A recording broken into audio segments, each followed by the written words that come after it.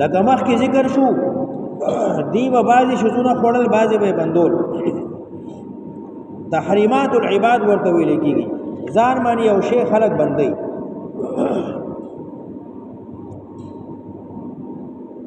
وقالوا هذه انعام وحرث حجر 138 نمبر آیت مخکې بیگا سبق کې تل دا ډنګر دي او دا فصلونه دي غلی دي بند شوي دي لا يطعمها الا من نشاء بزعمه د دې پای به څوک نه خوري وخه به څوک نه خوري دا غلی او میوې به څوک نه خوري الا من نشاء ها که زمون خوښه شي چاله اجازت ورکړو هغه به خوري بزعمهم په ګمان د دي وانعام حرمت ظهورها او بعضې هغه ډنګر دي چې هغې باندې سورلي بنده په هغې بار وړل بندي نو دا چې تاسو بندوئ نو دا حرمت به دې کې د کوم ځای نه راغی الله خو نه دي حرام کړي تاسو ولې حراموئ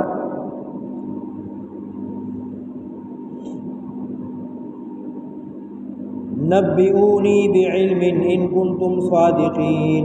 دا عقلی دلیل تاسو سره عقلی دلیل نشته نو لاړ شه یو نقلی دلیل راوړئ که آسمانی او کتاب کې دا خبره راغلی یا یو پیغمبر دا خبره کړي نو موږ ته وښایئ لایک کې شعر کې د الله د رضا لپاره دا د قرآن د قرآن ترجمه صرف د الله د رضا لپاره شعر کې چې خلکو ته د قرآن د درس او قرآن ترجمه ورسي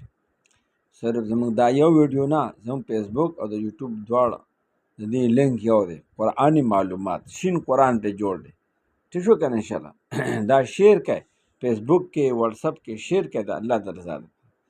زمونږ غټې ویډیوګانې ټولې د قرآن ترجمه دي دا وړوکې ویډیوګانې موږ دې لپاره جوړې کړې چې دې سره دا یوټیوب چینل وچلیږي